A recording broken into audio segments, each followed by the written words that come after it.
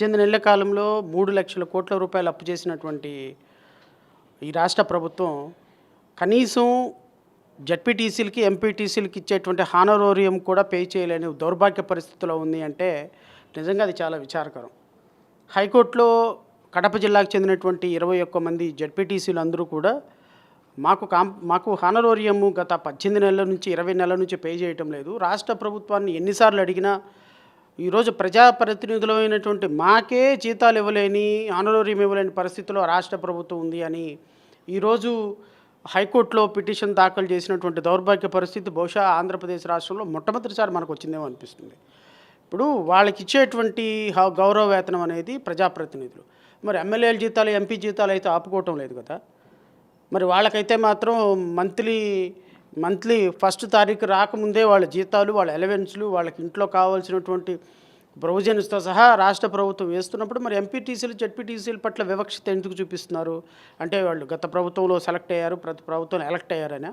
So ఇది రాష్ట్ర ప్రభుత్వం ఒక పక్కేమో 3,00,000 కోట్ల రూపాయలకు పైగా అప్పు చేసి, ఇంకో పక్క వందల వేల కోట్ల రూపాయలు, యోగాకు 300 కోట్ల రూపాయలు, జన్మదినాలకి 100 కోట్ల రూపాయలు, తర్వాత అమరావతి మొక్కలు నాటడానికి, మొక్కలు పీకటానికి 100 కోట్ల రూపాయలు, నీళ్లు ఎత్తేయడానికి 450 కోట్ల రూపాయలు, చంద్రబాబు నాయుడు గారికి, నారా లోకేష్ గారికి, పవన్ కళ్యాణ్ గారికి ఫ్లైట్ ఖర్చులకు 100 కోట్ల రూపాయలు ఖర్చు పెడుతున్న ప్రభుత్వం ప్రజాప్రతినిధులకు కనీసం జీతాలు ఇవ్వలేని పరిస్థితుల్లో ఉంది అంటే అది అత్యంత దుర్మార్గం. జేబీపీ పార్టీ చాలా తీవ్రంగా ఖండిస్తుంది. ఈరోజు ప్రజాప్రతినిధులైనటువంటి వ్యక్తులకు కూడా జీతాలు ఇవ్వలేని పరిస్థితిలో రాష్ట్ర ఆర్థిక పరిస్థితి ఉంది అంటే ఎంతకంటే దౌర్భాగ్యం ఏమి లేదు.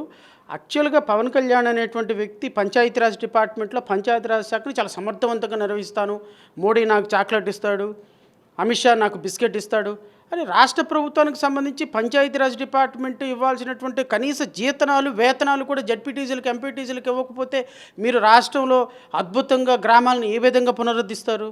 ఏ విధంగా పంచాయతీలను బలోపేతం చేస్తారు? ఏ విధంగా సర్పంచులని వీళ్ళకి సంబంధించిన నిధులు ఇస్తారు? ఇదంతా ప్రభుత్వం పూర్తి దివాలా కోరుతనంగా వ్యవహరిస్తుంది. వాళ్ళ వ్యక్తిగతమైనటువంటి పనులకి కోట్ల రూపాయలు వెచ్చిస్తున్నారు తప్ప ప్రజాప్రతినిధులకు సంబంధించినటువంటి ఏ అంశం పట్ల కూడా, సర్పంచుల పట్ల కానీ, గ్రామ పంచాయతీల పట్ల కానీ, జడ్పీటీసీ మెంబర్ల పట్ల కానీ, ఎంపీటీసీ మెంబర్ల పట్ల కానీ కనీస మర్యాద లేకుండా, కనీస బాధ్యత లేకుండా వ్యవహరిస్తున్న పవన్ కళ్యాణ్ అనే శాఖని ఇమ్మీడియట్గా బర్తరఫ్ చేయాలి. రాష్ట్ర ప్రభుత్వంలో జడ్పీటీసీలకి, ఎంపీటీసీలకి రాష్ట్ర వ్యాప్తంగా వాళ్ళకి పే చేయాల్సిన హానరోరియంలు పే చేయకపోతే మాత్రం ఇది ప్రభుత్వానికి మాయన మచ్చ అనే విషయం అయితే మాత్రం జేపీ భారత్ పార్టీ భావిస్తుంది. సుమారుగా రమారమి నాకు తెలిసినంత వరకు ఒక ఎంపీటీసీకి 2,50,000 రూపాయలు గౌరవ వేతనం రావాలి. అట్లా 21 మంది హైకోర్టులో కేసు వేశారు. ఈ విధంగా రాష్ట్ర వ్యాప్తంగా ప్రతి ఒక్కళ్ళకి కూడా 18 నెలలు, 20 నెలల నుంచి ఈ ప్రభుత్వం ఏర్పడిన దగ్గర నుంచి పెండింగ్ ఉంది. రాష్ట్ర వ్యాప్తంగా ఉన్న జడ్పీటీసీలకు, ఎంపీటీసీలకు ఎవరికి కూడా గౌరవ వేతనం రావటం లేదు. సో ఒక జిల్లాలో వాళ్ళు కేసేసారు, మరి రాష్ట్ర ప్రభుత్వం, రాష్ట్ర వ్యాప్తం మొత్తంగా ఒక్కొక్కరికి 2,50,000 చాలా చిన్న వేతనం అది కూడా ఇవ్వలేని పరిస్థితుల్లో రాష్ట్ర ప్రభుత్వం ఉంది. బహుశా రేపు ఈ కడప వాళ్ళు వేసిన తర్వాత రాబోయే ఒక మండలం వాళ్ళు వేస్తే ఇంత అమౌంట్, రేపొద్దున ఇంకా రాబోయే కాలంలో రాష్ట్ర వ్యాప్తంగా వీళ్ళందరూ కూడా రాష్ట్ర ప్రభుత్వానికి రిక్వెస్ట్లు పెట్టుకుంటే నాకు తెలిసి రాష్ట్ర ప్రభుత్వం మరి ఇచ్చే పరిస్థితిలో ఉందో లేదో చూడాలి. ప్రస్తుతానికైతే మాత్రం ఒక్కొక్కరికి 2,50,000 రూపాయలు గౌరవ వేతనం రావాలి.